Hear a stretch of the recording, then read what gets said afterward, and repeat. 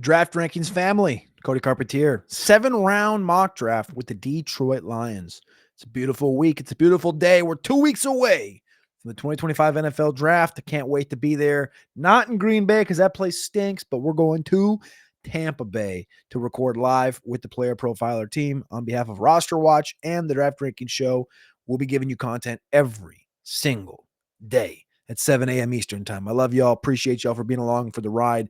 Again, we're growing exponentially, so please click the like button. Please click subscribe and stay tapped in every single day, including our extra show that we added on a weekly basis, Tuesday afternoons with Matty Kiwoom from South Harmon, my main man. I still have to sit down with him for an hour, hour and a half every single week and give you something a little bit more than just a 10-minute show. You can get that on podcast and on YouTube. Just type in the Draft Ranking Show wherever you do get both. All right, 7-round mock draft with the Detroit Lions, the reigning, defending number one seed in the NFC that did not make it to the NFC Championship because Jaden Daniels happened and the 6th seed Washington Commanders. So the Lions are picking at pick 28 this year. They got pick 60, 102 in the third, 130, 196, 228, and 244. The Lions got 7 picks in 7 rounds. So let's go ahead and jump right into the Lions.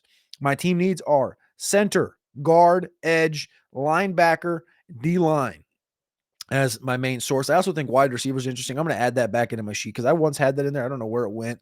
I blame Alex Dunlap for probably deleting it.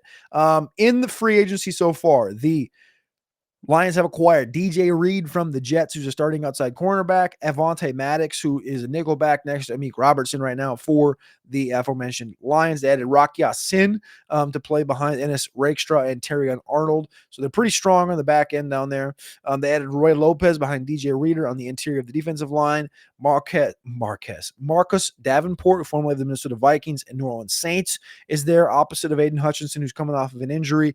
On offense, they've literally only added Kenny Yeboah and Ronnie Bell and Kyle Allen, some third-string guys on the offensive side of the ball. So we have some aging offensive linemen. We have Graham Glasgow going into year 9, Taylor Decker going into year 9, Penny Sewell going into year 4, Frank Ragnow going into year 7. So, again, Penny's not old, but the left side of this offensive line could use maybe a rookie in the 3rd or 4th round. We'll see what happens. We'll see how this draft unfolds. We'll continue to tap in, though. Mostly defense is where I'm projecting to go here for the Lions. Also, because of the depth and the situation this offense is in, I'm not going to do it because I don't like doing trades in these situations, but I wouldn't be opposed to the Lions trading up if they think they can get up a tier at the edge position in round 1. Anyway, we're picking a pick 28. Let's get this thing fired away.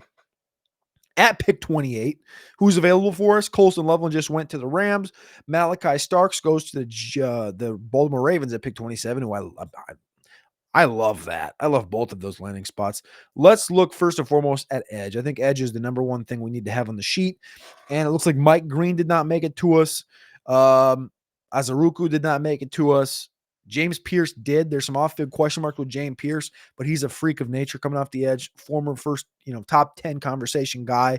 Scorton, Landon Jackson, Umin Million from Mississippi are generally second-round conversations at the edge position. Let's check elsewhere. Linebacker / interior.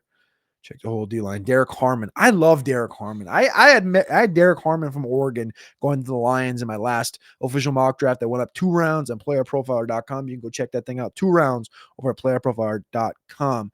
I'm going to put Derek Harmon here to play on the interior. I love Derek Harmon from Oregon. He's probably a guy that's not going to be available at this point. For this iteration, though, we're going to go ahead and do it. Add him into a not youthful defensive interior with Aleem McNeil and DJ Reed. I'm going to go Derek Harmon here. I think edge can fall to us potentially at 60. All right, at 60, I was wrong because it looks like actually Shamar Turner fell to us.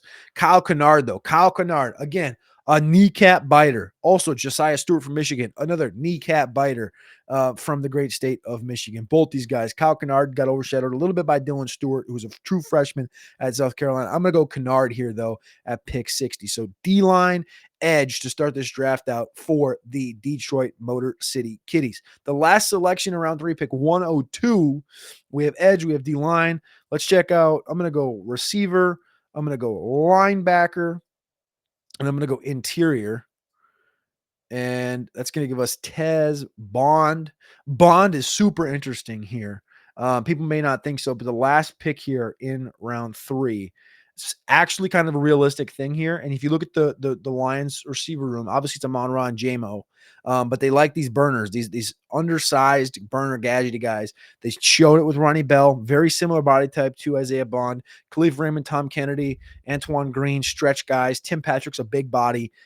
Isaiah Bond pretty much walks in on day one and neutralizes Antoine Green, Ronnie Bell, and then Khalif Raymond and Tom Kennedy are like punt return specialists, special team guys. So one or both of those guys will be on the roster, but Isaiah Bond takes out Antoine Green, Ronnie Bell on day one. I like Isaiah Bond here. A lot of people hate him. He's falling around 3 for a reason. He's not exactly the greatest locker room guy, but if you can reel him in, which I think a Lions locker room can, Isaiah Bond could be special, and that speed could be a difference maker alongside JMO and Amon-Ra St. Brown. All right, let's look on the interior here at pick 130. Ooh, Tyler Cooper there from Minnesota is an interesting one. Seth McLaughlin from Ohio State as well. I don't love these selections. I don't love what's available. Let me look at linebacker quick. See if there's anything.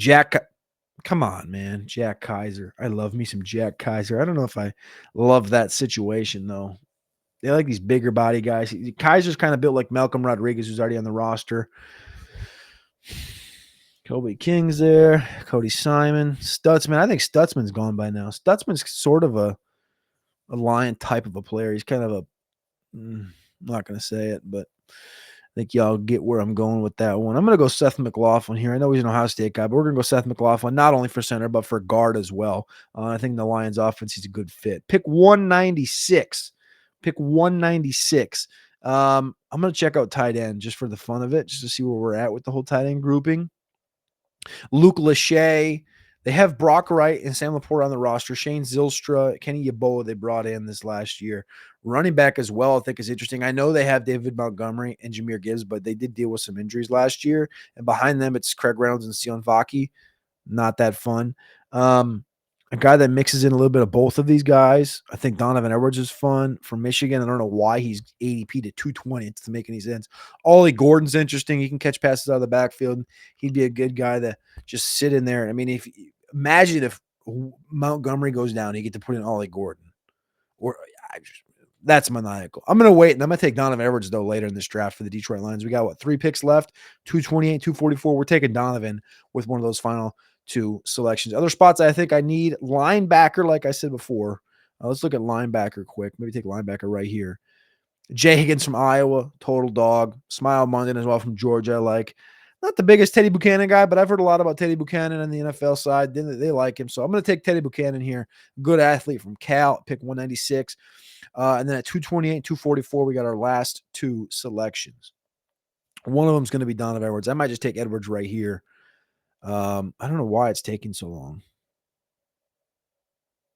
Hello, PFF. Get your mock draft moving. It's going to work. We may have just gotten a frozen mock. So far, Derek Harmon, defensive lineman from Oregon, Kyle Kennard, edge rusher from South Carolina, Isaiah Bond, wide receiver from Texas. In 4th round, we took Seth McLaughlin, center from Ohio State. In round 6, we're trying to take Teddy Buchanan from Cal. In round 7, at pick 228, I told you guys I was about to take Donovan Edwards. And then at pick 244 in round 7, I can just tell you right now where I was probably going to go. It's probably not going to be that fun of a conversation to have, but I was heading towards taking probably another offensive lineman, probably an interior guy. If a Jake Majors fell to me there, Fairchild, I don't think is going to fall. He's a guy that's been consistent in the 6th, 7th round from Georgia, but it's not going to be that fun. But there's the mock, all right? Derek Harmon, Kyle Kennard, Isaiah Bond, Seth McLaughlin, Teddy Buchanan, Donovan Edwards, maybe my favorite piece here. I picked 228 from the Michigan Wolverines, and then offensive line in round 7. That's the Detroit Lions. I appreciate y'all. Love y'all for tapping in here on the Draft Ranking Show. I'm Cody Carpentier, and I'll be back with you every single morning at 7 a.m. Eastern Time. See ya.